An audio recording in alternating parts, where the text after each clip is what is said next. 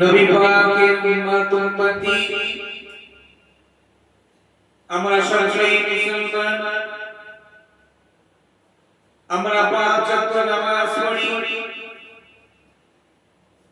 নামাজের ভিতরে দুই সাজদার মাঝখানে আমরা একটি দোয়া পড়তে ভুলে যাই।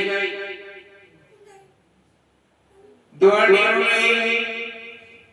আল্লাহুম্মা গফিরলি, হে আল্লাহ